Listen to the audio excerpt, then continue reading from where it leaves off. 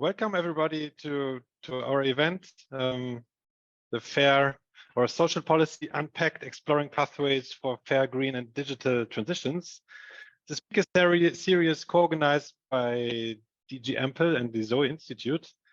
And I'm very happy to welcome Jonathan Bart, our Policy Director at the ZOE Institute, to open the series for us. And Jonathan, stage is yours. Thanks, Christoph. Thanks everyone for being here and to this event in the speaking series, Social Policy Unpacked, Exploring Pathways for Fair, Green and Digital Transitions that we are hosting together with DG Employment. So I'm really thrilled and grateful for all of you being here and taking the time just ahead of Christmas for, well, to discuss some of the most important questions when it comes to social policy. And I guess many of these questions will probably keep us busy in the next year or so and then the years to come. So my name is Jonathan Bart. I'm Policy Director here at ZOE Institute, and I quickly will spend 2 cents on ZOE as an organization and what we are actually doing. So if you could go to that slide, Christoph. So ZOE is a think and do tank.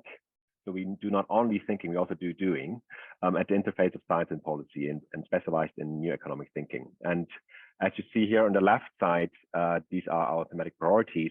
We work on a couple of different issues under the umbrella terms of redefining progress, rethinking governance, and then 2, well, more economics related issues. One is the economics of green transition, and then the second one, the economics of social cohesion and inequality. And obviously those 2 are strongly interlinked. We work closely together with the Commission, but also with different member state governments through co-organizing workshops, co-creation events, conducting research, advising policy, and organizing events like this, where we bring thought leaders into public policy to show some of the most inspiring ideas that we should discuss at these times. So why is this series and this event so important? Let's be clear, we are living in exceptional times. I think every one of us is well aware of that. What we have seen in terms of policy action to drive decarbonization around the Green Deal and the Fit for 55 package in the last years has been enormous, has kept all of us, or many of us, very busy. What we have seen also in terms of change when it comes to digitalization, not only on policy level, but especially also in our daily lives, stunning. And I think the social question is really central when it comes to the success of a combined green and digital transformation. So there are still many examples in the EU where the EU struggles to create a just and equitable economy. So think of the high unemployment levels that we're still facing in the south of the EU, rising housing prices in cities, or leaving behind all the generations or the polarization between cities and rural areas. All of these issues have been important also before the Zeitenwende, as we call it here in Germany, so for Putin's war in Ukraine. And it's these inequalities that are the seeds for populism that drive, well, decreasing trust in politics and threaten the very foundations of our democracy. Populism is unfortunately one of the key trends where we can already see what happens when social anxieties and inequality are not taken seriously enough. You see it in Sweden, you see it in Italy, you see it in Poland. I recently looked at the figure for Germany, but we'll also see that the populist parties are on the rise. So looking at this is important for the green transition, because there we are actually just at the beginning, as we will discuss in this series, but also in the future. So most of the time, the CO2 price has still been quite low. I mean, it's rising now. We have seen little competition for green technologies. That's changing with the US now stepping into the game.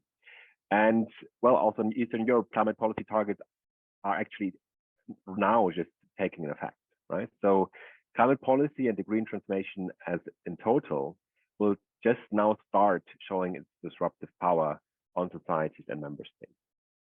And this is why discussing these social issues in relation to the green transition is crucially important. This is also why, for example, to speak of something very recent, the discussions around the social climate fund that we will follow on Friday are crucially important. And a strong climate fund is needed to deal with some of the ripple effects of, well, higher CO2 prices. When it comes to digitalization, the social impact is already visible, right? So recent research shows that there is more polarization between societies because there is more interaction and connection through digital tech. At the same time, digitalization creates possibilities for influencing opinions, for example, that raise questions around the future of our democracy. And all of that makes our societies more vulnerable. And well, as many of you are aware, there are unfortunately many countries that are well prepared to make use of this vulnerability. So both of these topics, the digital transition, but also the green transition, and then their interrelation to social policy, are obviously connected. I will leave a cliffhanger here because I don't say much more on this, because our distinguished speakers, two colleagues I know quite well and admire, will shed some light on this interaction between the digital and the green transition. So coming back to the intro, well, the social question is key. It will determine the success of a green transformation that is also a digital transformation. And I'm convinced that the transformation will be successful only if we manage to value people's past and identities, if we take people on board, if we create trust in the future and show how people can live in dignity in an economy that is green and digital. Well, and this is where I hope the speaker series can help us to provide, well, to gather new ideas, to boost interesting and inspiring discussions, and also ultimately lead to inspiring political action. And I think political action is the right word to hand over to our colleagues at the Commission. So Frank, the stage is yours. Thank you very much. Thank you very much, Christoph.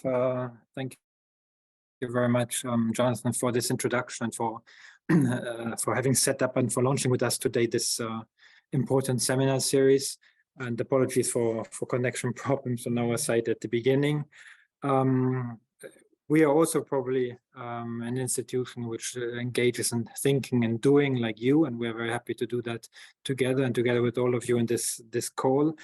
I'm head of unit of a new unit created a bit more than a year ago with the title Fair, Green and Digital Transitions Research. And our mission statement is to support fair transitions towards a climate neutral, digital and sustainable Europe, ensuring a strong social dimension in the policy tools you have developed, the European Green Deal, the Energy Union, the digital agenda, and then the research innovation policy more broadly, and to play an active role in co-creating, planning, programming, and implementing research and innovation actions at the European level, with a focus on social and economic transformations, inclusiveness, sustainability, and mainstreaming social aspects throughout the program. Well, this is a broad mission, but a mission we believe which is a central one and an interesting mission because it combines policy analysis and policy making on fair transition solutions on the one hand, with also forward-looking questions regarding research in that area and research that helps promote and implement the fair transitions we need to put in place. I will not be very long. What our unit is doing, what we have done, for example, is to develop a council recommendation on fair transition, which the Labour and Social Affairs ministers have adopted this year in June as part of the Fit for 55 package, to guide them in how to address employment and social aspects of the green transition. And we have hosted with the ILO a Just Transition Pavilion at COP27 this year. And at the same time, in the area of research, let's say we are engaging with researchers actively on projects which help us to better understand what are the main drivers and obstacles and challenges in these transitions. And I think I'm grateful to ZOE for setting this up, and to the speakers, Dr. Lange and Professor Santarius, for being part of this today. This question of the interaction synergies between the green and digital transitions is a central one on which we have to work more, and probably one which is, from our point of view, at least one which still has many open questions, and we look for ideas and suggestions. So this is why we came up with the idea to set up a seminar series which allows and engages researchers and the policymakers on our side and the broader public to discuss the research frontier, to discuss open issues, to discuss evidence gaps and challenges, but also avenues towards policies maybe we may want to consider to contribute to fair transitions. I'm looking forward to this discussion. I would like to end by thanking my colleagues who have helped set up this series, in particular Andrea Mitrofan and Nadia Najjar, who are on the call today. I thank the speakers very much in advance, and thank all of you for participating, and look forward to an enriching and stimulating debate. Thank you so much, and good luck with this series.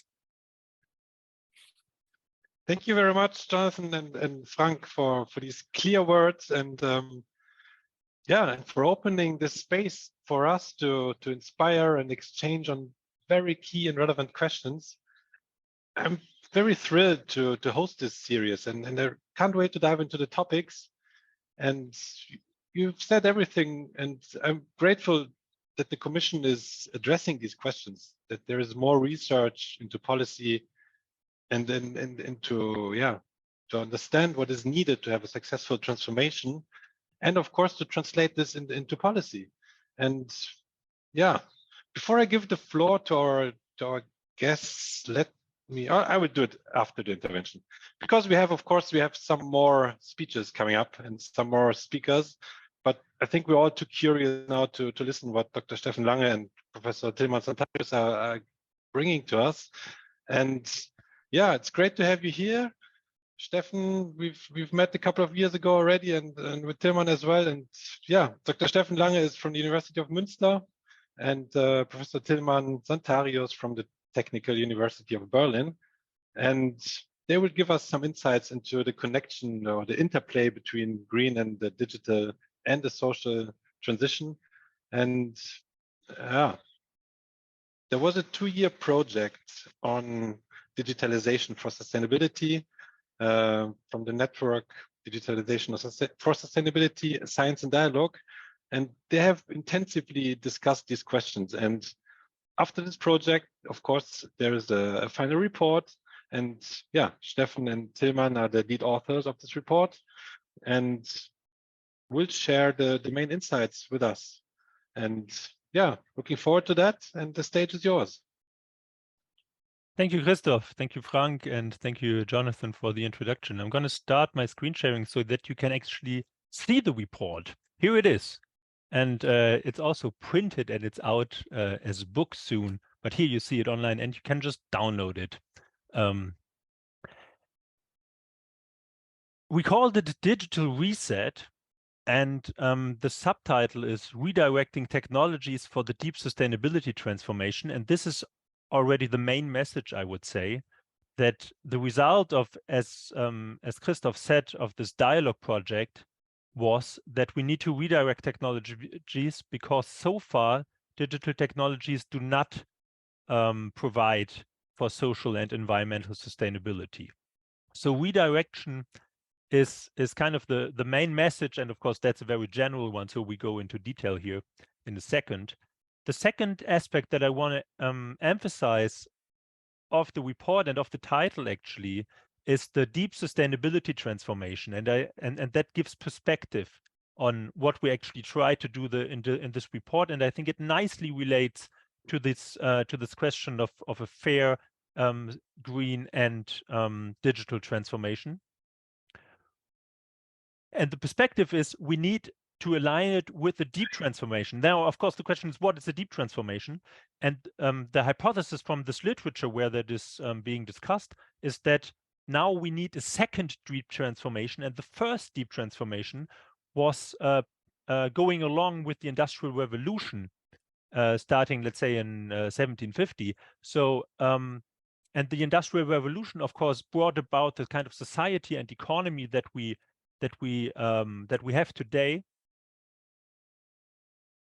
And when you now think, okay, sustainability researchers say we need a second deep transformation, this shows what kind of a big transformation we look at. And it does not only include new technologies, it includes new ways of behavior, of individual behavior, new institutions, even new politics, new economic systems. So this is the depth or the kind of transformation we look at. Just shortly, Christoph already mentioned it is the outcome of a second-year research project with 15 scientists, mostly scientists, some civil society actors from very different disciplines. And I think that helps a lot to answer such big questions, to have people from informatics, from engineering, from economics, from sociology, etc., etc. What we did in the report and what we want to give you insights in today, of course, half an hour is not enough to go into everything, is a 4-step approach. So the first step is, why do we actually need to redirect digital technologies? That's kind of the analysis. Why is not good yet? Why is not everything good yet? Why do we need to redirect it? The second part already goes into the how. So how can we use digital technologies for deep sectoral transformations? So here we go into sectors, into agriculture, into mobility, into industry, etc. The third one is then looking at the digital economy in a more narrow sense. So digital devices, how sustainable are they? And in particular, digital business models. And the fourth one is then more on a policy recommendation level. We develop 10 lodestars or guiding stars that can help us envision how we get actually to this deep sustainability transformation. So why do we need to redirect digitalization? And we started, again, I think we have a very big picture approach here. We started from the main sustainability challenges that we see, and we do not say sustainability challenges are, let's say, climate change, biodiversity loss, social aspects like inequality, etc. But we say, we go one level deeper and say, okay, these are the challenges that actually underlie those environmental and social problems that we observe. And I want to go into them very shortly. So the first one is multiple crises. From an analytical point of view, that makes a big difference, that we need to look at different environmental and different social crises at the same time, and also economic and health crises that we now experience more and more. The second one is growth orientation. So from an environmental perspective, growth orientation underlies many environmental problems that we experience. The third one is closely related to this growth orientation, which is overconsumption. So the level of consumption that we experience at the moment is not environmentally sustainable, but it also includes a very important social aspect, because when we say it's not sustainable, what we actually say is the level of consumption of rich people at the moment is not sustainable in the future and not for everybody. So there's an important aspect of distribution in there. The fourth one is the linear economy. So at the moment, we still have, by and large, a linear economy, not a circular economy, where we take products out of the resources out of the ground, we make products out of them, and then we dispose of them. And the fourth one is environmental inequalities, where we see that on top of social inequalities and social issues that Jonathan mentioned, we now experience increasingly environmental inequalities, where environmental impacts are felt more heavily by people with less income or with less opportunities. So those are the sustainability challenges that we had in mind when we looked for solutions. The second aspect are digitalization challenges, because as digital technologies have been used in the past decades, they actually brought about new challenges, which are here mostly social and economic ones. So we see that the digital economy is characterized by a lot of monopolies. I think this is nothing new. When you look at Alphabet, when you look at Meta, etc., those are big companies that dominate the markets. So they have economic and also by that political power, because they can lobby. Power asymmetries brings in an additional type of power that is due to information. So these big companies have an additional type of power compared to let's say oil companies in the 20th century. That is, they know more about us. Some say more about us than we know ourselves, and this, of course, brings along a new dimension of power. The fourth one is polarization, and Jonathan mentioned that one already as well. So we see that, and I wouldn't say it's digital technologies themselves, but we see that with the application of digital technologies in industry, in agriculture, etc., we see a further polarization of income, so of wages, of capital income, and also of opportunity, and that is within countries and globally speaking. The fourth one is surveillance, and I think we are all aware of that. So with the increasing availability of data, there's certainly the risk that entities surveil us as citizens. And there are two types of entities that are important here, I think. One I already mentioned, which are big companies, and the other one is countries. So those are the two actors that actually have the means to use surveillance in a large sense. And the fourth one is also a very one that is very much related to social justice, that is appropriation of commons. So what we see is that the digital economy and digital companies use a lot of public goods. So they use the infrastructure, the digital infrastructure provided by the state. They use very high-skilled people, mostly paid for by the state, the education paid for by the state. But they pay rather few taxes in particular. So there's a disbalance between what they appropriate and what they contribute.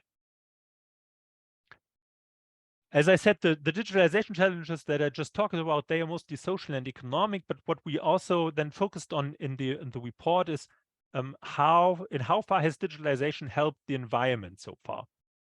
And I always have in mind here that a lot of the times in public debates, in media, etc., there's a big hope that digitalization will help environmental sustainability. But what we see in empirics, and by now there is quite some empirics on this, we see that digitalization is kind of a double-edged sword for environmental sustainability. So it doesn't, or the good and the negative effects more or less cancel each other out, outbalance each other. And why is that? So there's no automatic positive contribution. And why is that? The literature finds 4 aspects that are important, how digitalization influences the environment. There are 2 good ones and 2 bad ones, or 2 beneficial ones and 2 detrimental ones. And the beneficial ones are efficiency and substitution. So for example, in industrial production, digital technologies can increase efficiency, resource efficiency, energy efficiency. And substitution is that we, for this meeting, don't travel somewhere, but we substitute it by a video conference. The point is that that they are not so beneficial as hoped for. They are not, the efficiency increases are not that strong as many hoped for. So this is part of the explanation why so far it's a double-edged sword. And the other explanation are actually the detrimental effects, which are 2 again. So one is the environmental footprint of devices, so the energy that is needed to produce them and to use them. And the other one is rebound effects. So there's a lot of research on that by now as well. We use digital devices to consume more, firms use digital devices to produce more, and this is what is called a rebound effect, so an additional consumption and production, which then goes along with more energy and resource consumption from an environmental perspective. So this is the analysis, and then we took the step to, so how can we use digital technologies for sustainability? And this here summarizes the argument very well, this graph, I think. So we start at the left-hand side, we see the status quo that is related to all the challenges that I just talked about, and we certainly need this deep sustainability transformation that is the arrow at the top. And we need such a transformation in the different sectors. And the combining aspects of the different sectors is first that they have similar challenges, actually, not always the same, but they overlap. And the second one is that we can use the same principles for transforming those sectors. And the principles you see at the right bottom, and here you see them again. So 7 principles we developed, again, I said, in this interdisciplinary group. The first one is on design. So the question is really, how is the technology itself designed? And it should be regenerative, which doesn't only mean that it has less of an environmental footprint, it's less bad, but actually it means that it is designed in a manner that it improves environmental sustainability, and it improves social cohesion.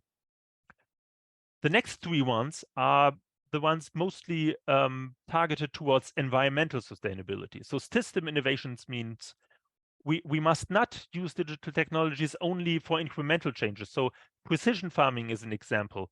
The system stays more or less the same, but it becomes a bit more efficient regarding pesticides and fertilizers. No, we need to use digital technologies to implement new systems in the different sectors. The next one, sufficiency. So we should use digital technologies to enable sufficient lives. So that means to enable people to change their behavior towards a sustainable manner and to also consume less at certain points. Circularity means to, and I think this is rather well known, to enable a circular economy. I go into detail into that in a second, actually. And the next three ones, the last three ones, sovereignty, resilience, and equity, serve the social aspects. So sovereignty is a response to surveillance. People and businesses should get the control over the data that they generate. Resilience means we should use digital technologies to improve the resilience rather than the vulnerability of the different systems. And equity means is a response to what I said before. So far, digitalization has often gone along with polarization. Instead, it has to be designed and used in a manner that it increases equity across the sectors. Going into the different sectors, and I would love to go into all of them, but I can't. These are the sectors that we looked at: agriculture, industry, energy, construction, consumption, mobility.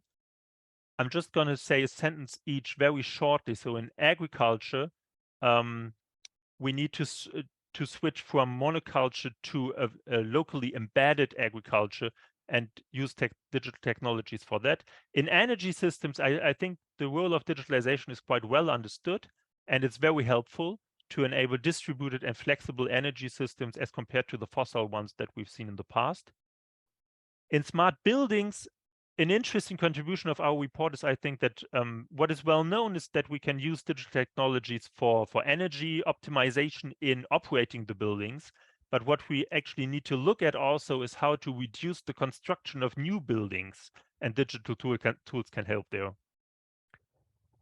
In consumption, we see at the moment that digitalization is often used to increase consumption, but there are potentials to use it for avoiding consumption, to have more second-hand use, to have more sharing. So this is what we talk about there. And mobility, there we can use digitalization to get this shift, let's say, from the street on the rail, and to have this multimodal type of mobility where we use the train and also the bike and maybe also the car sharing, but to a much less degree than today, the cars. If you paid attention, you saw that I skipped the industry one, and because I want to go into a bit more detail here.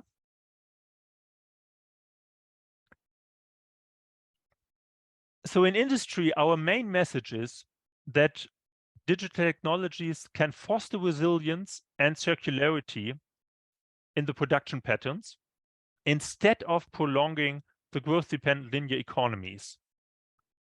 This already includes that so far it used to prolong, or is mostly used to prolong, the growth-dependent linear economies. And I want to focus now on the aspect of circularity and also sufficiency. I think circularity is well debated and sufficiency a bit less in this context. So circularity, I mean, at the EU level, what is it called? The product passport, the digital product passport. That's one.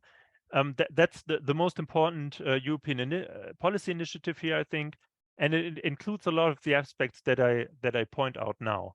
So we can use data along the life cycle of a product. I start, and we can use it to collect, to share, and use data, but I don't want to go into that here. I go into this circle at the outer border. So we can use it in design and in many different ways. I just want to point out one for each phase. So in design, we can actually use the data so that producers know how the product has to be designed so that in the later phases, it can be recycled or repaired. And an example is a packaging where there are many different laws how packaging has to be in order to be recycled in the different European countries. And it's quite difficult for producers to actually know how it has to be designed so that it can be recycled in France and in Germany and everywhere else. And digitalization can help to bring that information to the producer. The second one is production. And here it's mostly, I think, regarding, oh no, sorry. So here it's important to actually generate the data, the so-called life cycle inventory data, so that, you know, in the other stages, actors know how the product is designed, what is in there, what materials are in there. The next one is the use phase, and here it's mostly regarding products that have some electronics in there, because here digitalization can be used to optimize and monitor the energy consumption. And then we have this nice little circle, the second life, where of course the idea is, well, you know, either repair it or buy it secondhand.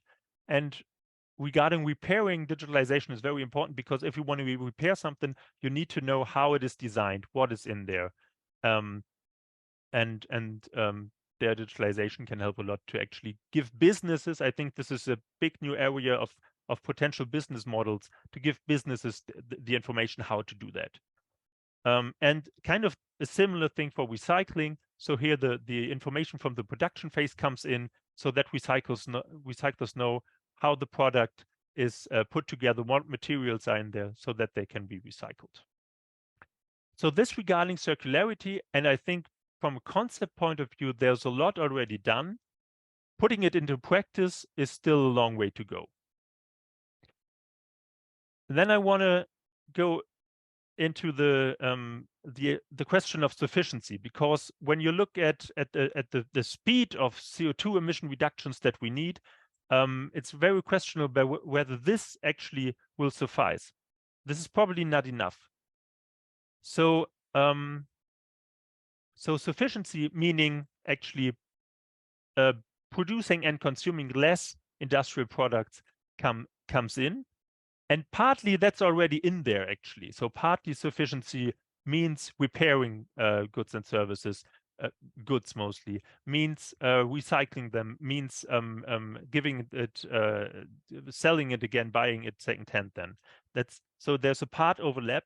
But on top of that, it would also mean producing and consuming less, producing less.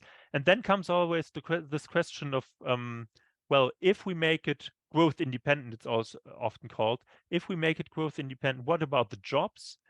And I think this is of course a very important question, but we can frame it differently than often done. I don't think that the jobs will actually, the problem will be that there will be less jobs, but it will be very different ones. Because when you look at what happens here, you have a lot of business models, new business models in repairing, in recycling, and in particular repairing. They are very labor intensive. You see that also in other sectors. When you look at the environmental transformation, let's say in agriculture, the production becomes more labor intensive. So there's probably not a problem of the amount of jobs, but what is a very crucial problem is that we have a high speed of switching from the jobs that we have today to jobs that we will have tomorrow. And then the question, in particular, two questions come in there. One is the one of qualifications, and the second one is the one of social welfare systems for people who do not get the new job, or where it takes a long time to get the new job. And I think that's a very big policy area and research area still to be figured out how that exactly will work. With that, I turn over to Tilman to talk about the third part of the report. Thank you, Steffen. And we're doing a flying change here. I will go right away into continuing the presentation. So Steffen started with showing you the principles and our ground laying analysis of the relationship between digitalization and sustainability so far. And then in part 2, he showed how sectoral policies can address risks and opportunities of digital technologies. Now I will go into part 3 of the report and show to you how the digital policy making can more systematically be oriented towards sustainability goals, social and environmental sustainability goals. And our part 3 consists of 4 chapters. I'm trying to manage how I switch them up. I think they're already on there. So in one of the chapters, we're looking at the hardware of devices, of data centers, etc. And we're outlining how the infrastructures and the digital devices can be made more sustainable. Then in chapter 2 and 3, we look at data governance. How can that be more particularly be devoted towards sustainability goals, as well as artificial intelligence.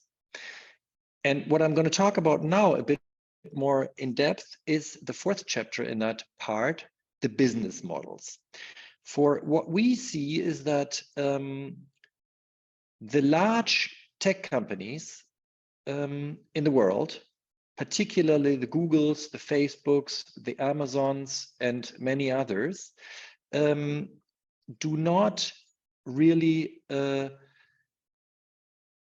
work towards the common good, but are pretty much based on an extractivist and a capitalist mode of production. We believe it's very important that these big tech companies are controlled better by democratic governments, as in the European Union. There have been taken great steps into that direction with the Digital Services and the Digital Markets Act.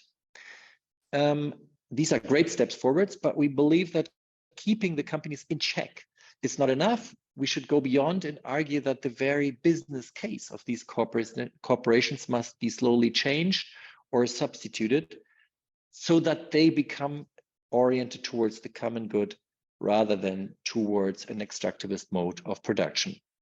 And this is, of course, not an easy task, because policymaking here has to address the core business of the world's most powerful companies.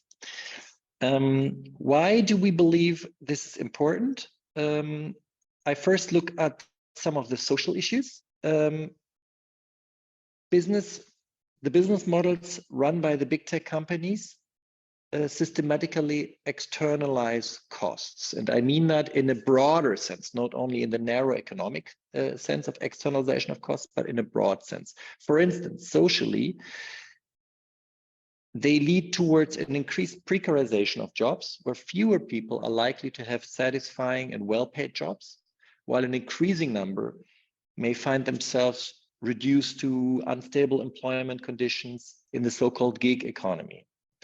Not all platforms do that, but several platforms are very much engaging into outsourcing labor and labor control, with less responsibilities of these companies for a safe workplace, for stable working conditions, for the right to disconnect, maybe also for data protection in the workplace, etc. Also in environmental terms, there's huge externalization of costs going on. And here I go into the example of energy consumption and climate emissions. What we've seen in the last years is that big tech companies have a tremendous coupling of turnover and energy consumption, which this graph shows for the examples of Alphabet and Meta. You see an increase in turnover for both companies, and you see a coupled increase of energy consumption.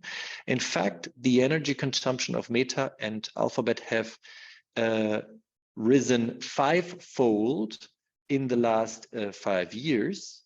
And this is taking place despite massive efficiency improvements in their data centers. So it's not that the applications they are running are becoming more energy intensive. They are in fact becoming much more energy efficient but still the overall demand for energy increases. And we've also looked at the climate pledges, because a lot of big tech companies, not all of them, but several, have tabled pledges, what they want to contribute to achieve climate policy goals. But we've evaluated these pledges and we've come to the conclusion that most of them range in the mid with a grade C or even grade D. There's only Microsoft that received a grade B from us. Now, why is that the case? It's not because of these companies not investing enough in renewable energies. Some of them are already deploying 100% renewables for their data centers, but none of these companies have taken active responsibilities for the so-called Scope 3 emissions, for all the energy and emissions related demand and consumption that is taking place on the side of the users. So their business models of these companies are driving demand, particularly of digital services, also of hardware deployment. They're driving demand, and this leads to an overall growing share of emissions coming from the internet or from their services, while the pledges are restricted to cleaning the own house and only looking at the Scope 1 and Scope 2 emissions. And that, of course, is not enough to make the big tech companies, and as such, the whole of the digital economy, to be compliant with the 1.5 degree pathway. Tilman, so Christoph here, sorry to sure. interrupt you. Would it be possible to come to an end within, let's say, 3 minutes? Okay, sure, fine. Great. So I will just table some ideas how we believe the transition of changing the business models could be initiated.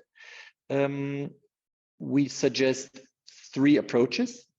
The first is better control of big tech companies under democratic control. We've seen that with the acts that are now launched at the EU. We also believe that we need to fine-tune competition and monopoly law, because several aspects such as data monopolies or the cross-cutting market powers of several of these platforms are not yet systematically addressed in monopoly law.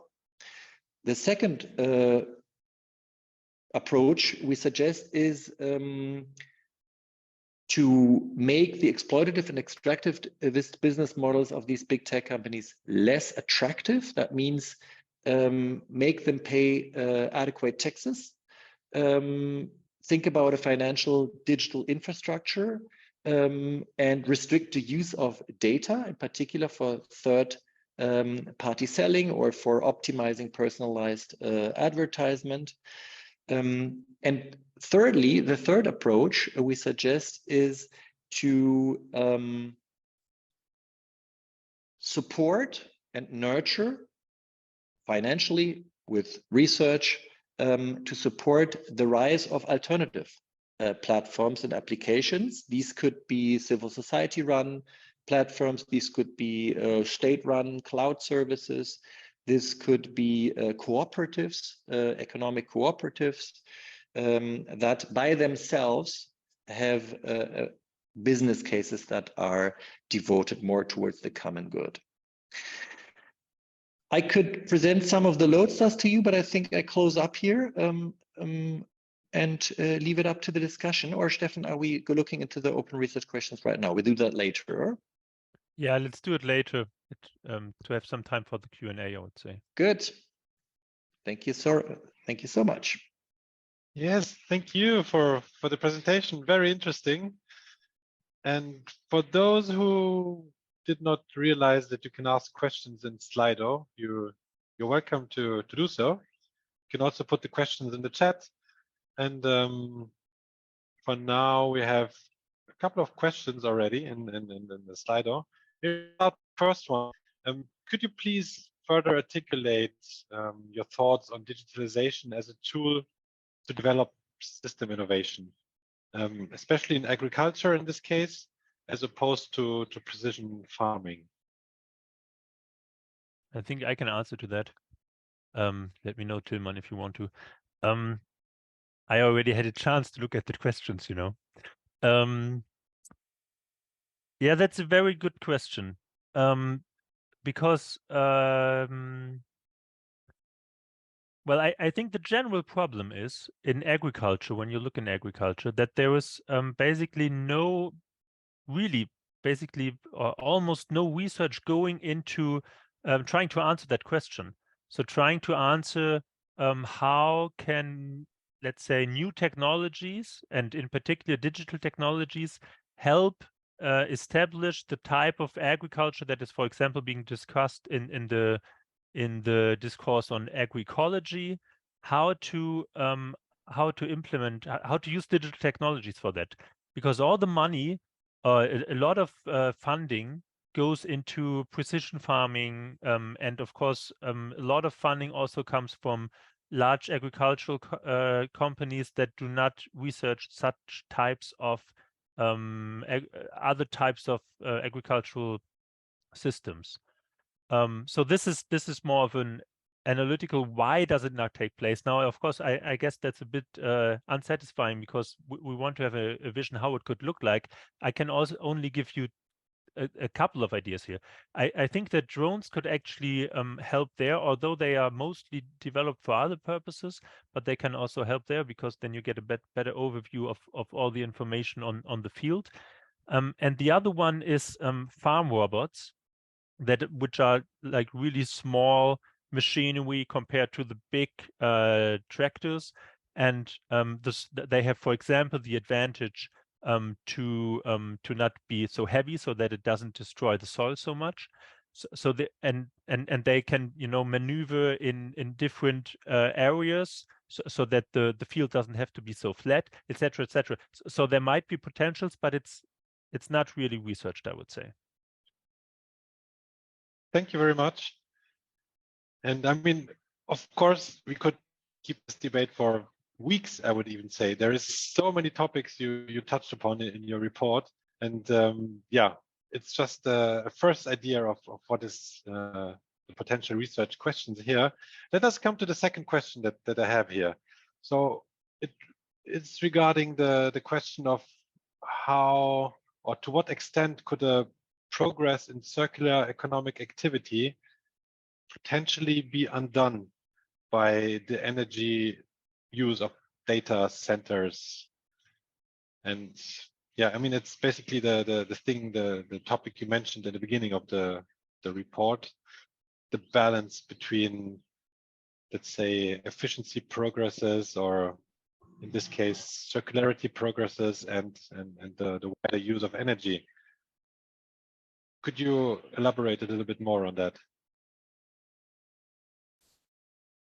I can give it a start. So when I look at the question specific, so circular economy, using data for circular economy compared to, if I understand it correctly, the energy that would be needed by the data centers then there, I think this is not a problem per se. Because I think when we you know, the data that we need for a circular economy is not that much and energy intensive in calculating, etc., so that it would actually you know, explode the data centers.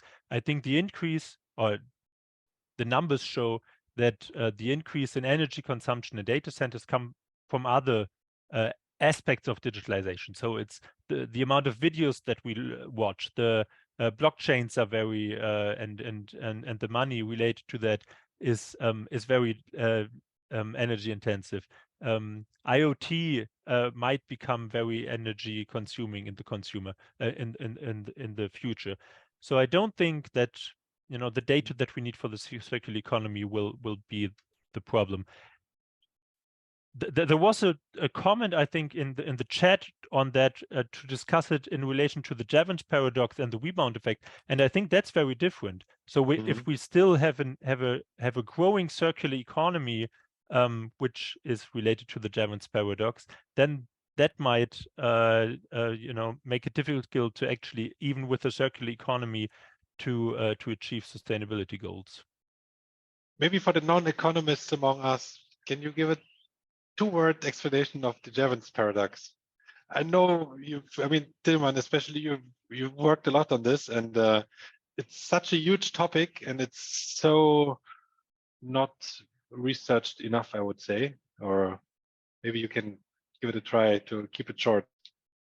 I can try very shortly. So the Jevons paradox is a special form of what we also call the rebound effect. That means that efficiency improvements usually also lead to cost savings, and these cost savings can be reinvested for increased demand. So rebound effect describes basically an efficiency induced increase in demand.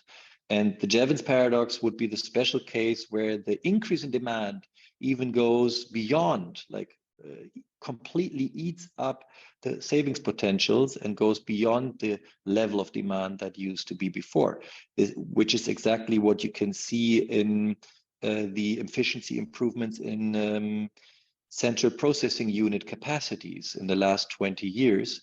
So the work energy relation of CPUs has risen tremendously, making them much more effective. But overall, the demand of each single CPU and probably the total on the global scale have increased even more. So the efficiency improvements technologically led to even more complex and more powerful CPUs, which then even use more energy. And this would be a special case for the Jevons paradox, where the efficiency improvement increased the level beyond the level before. So we'll already note this down, I think, for the research, the policy questions to really better understand and incorporate the consequences also of the Jevons paradox. And let's go to another question. We have a couple of minutes left. We will try to stop at 4, but I think the question on what labor market groups should be targeted with the largest priority at the policy level when it comes to green and digital transition is a very interesting one. If you could shortly focus on that, where you see the most pressing needs to really focus on which groups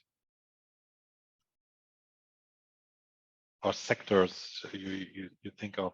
Where would you see a need to redirect the developments that come out of a, let's say, successful green and digital transformation? I think there's 2 aspects to that. So the first is when you look at estimates which jobs will become obsolete. Broadly speaking, the higher the skills, the skill level, the less fear you have to lose your job. So one way would be to look at low-skilled labor and to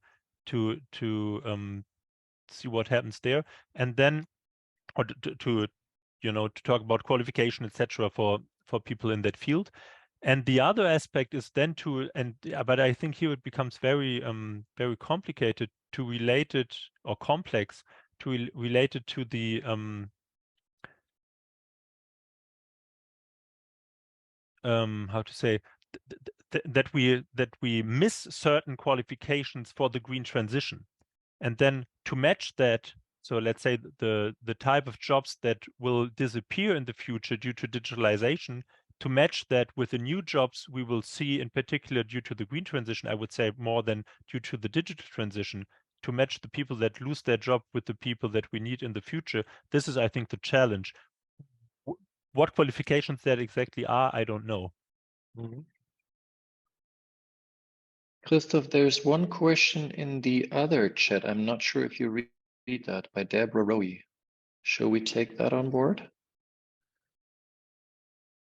Let's take that on board and then take this as a last question. So the question or do you is, have what something else in mind? No, exactly. don't worry. It's a very good question. So what policy mechanisms are listed to help co-ops or corporations and public companies to compete effectively with the big tech companies? And if you could keep it short, and then we can try to finish in time, that would be great. Okay, let me first say that compete effectively is hard. I'm not envisioning that there is a state-run platform that directly competes with Google or Facebook. That will be very, very tough.